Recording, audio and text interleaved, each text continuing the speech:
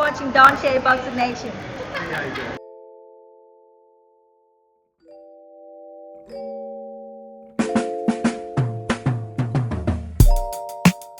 But again, this is different from when we first went into the bubble last June and we had every other fight with a guy getting COVID because nobody really knew how to handle it. Yeah.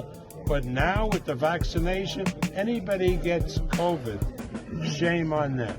Shame on them because they hadn't taken the time or they hadn't, for some crazy reason, decided not to get vaccinated. That's nuts. That's nuts.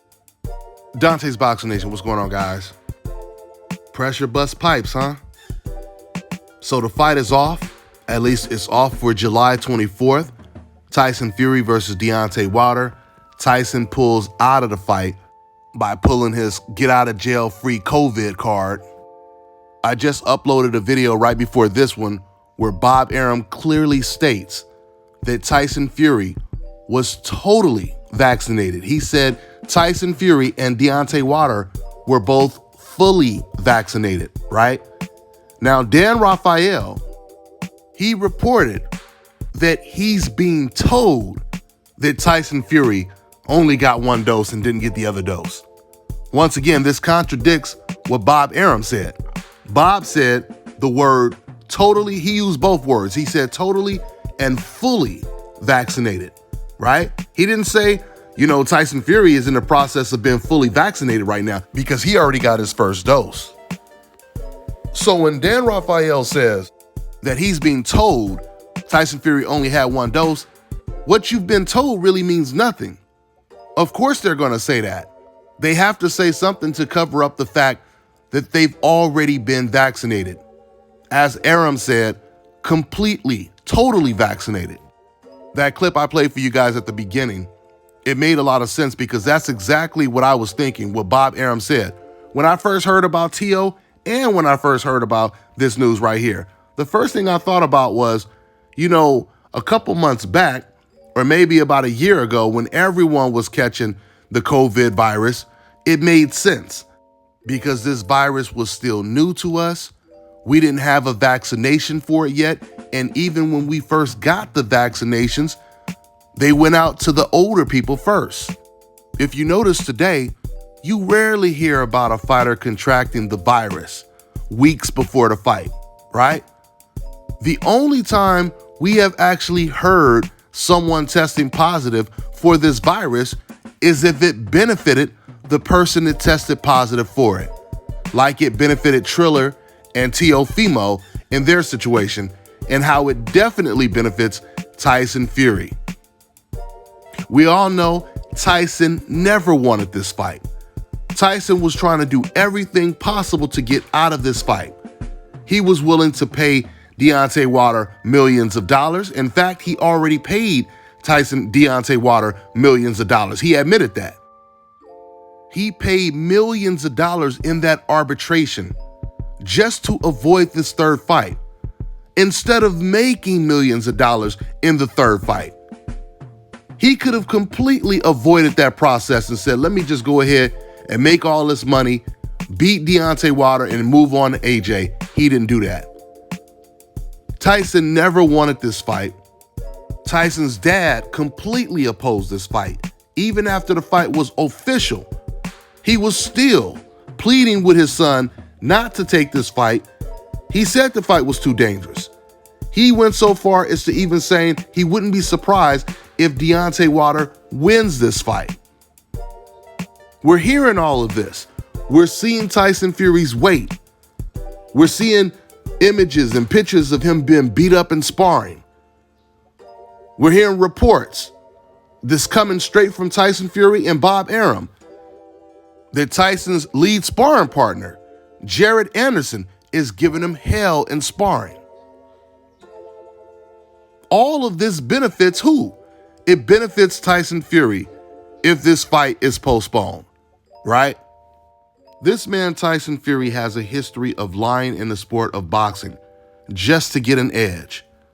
I mean, this man, he paid off a meat farmer or a pig farmer just to try to get him to lie and testify that this man Tyson Fury bought meat from him that was contaminated to justify him testing positive for PEDs.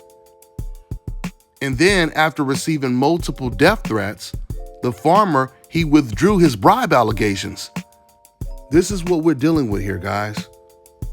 I keep telling you, the sport of boxing is like no other sport. It is the wild, wild west of all sports. You can make up whatever you want to make up.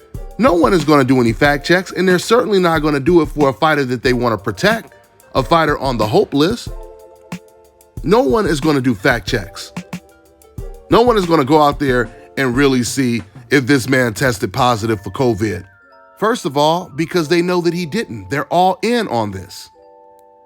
I mean, Tyson Fury's hope insurance is so good that this is probably the first time I've actually seen fans, and when I say fans, of course we're talking about the race fans, old media, they're actually happy that this fight has been postponed. What they're really hoping is the fight completely gets canceled and he never has to fight Deontay Wilder again. Because once again, Tyson Fury has far more to lose than Deontay Wilder does. It's so amazing how you've had so many fans and so many old media members and analysts that were completely writing off Deontay Wilder. I mean, before the fight was signed, when they thought Wilder wasn't going to get the third fight. Wilder can't box. He has no chance against Tyson Fury. As soon as the fight gets signed, all of a sudden the truth comes out. You start hearing people show concerns that they didn't show before, saying all of a sudden, man, this is a dangerous fight for Tyson Fury. He could possibly lose this fight. I don't like this fight for Tyson Fury.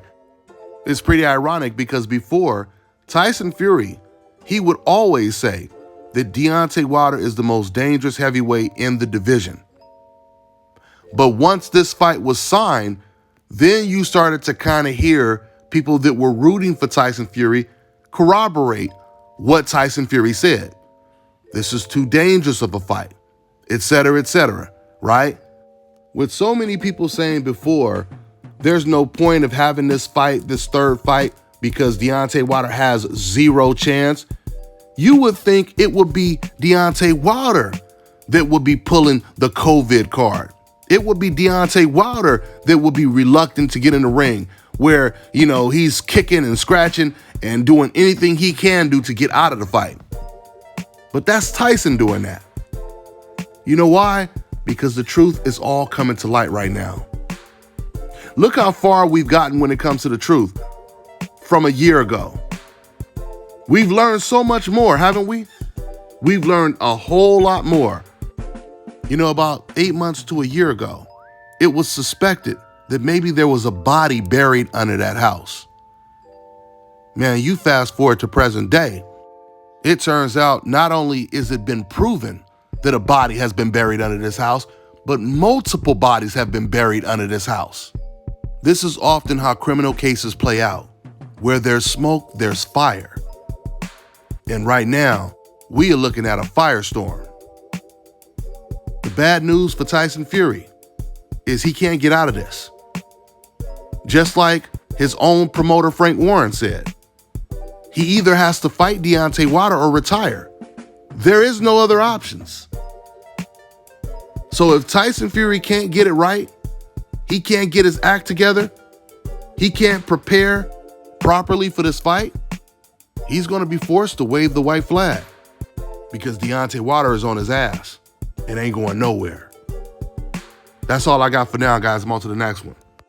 All right, now check this out, guys. If you're looking to repair eczema scars, burns and bruises, dark spots and blemishes, then this right here is the perfect product for you guys. It's called Elo Deki Face and Body Oil. Athletes and top-ranking boxers, they're also using it after training to reduce swelling, inflammation, and to ease the pain. So get yours today. Go to elodeki.com, like them on Facebook, and follow them on Instagram.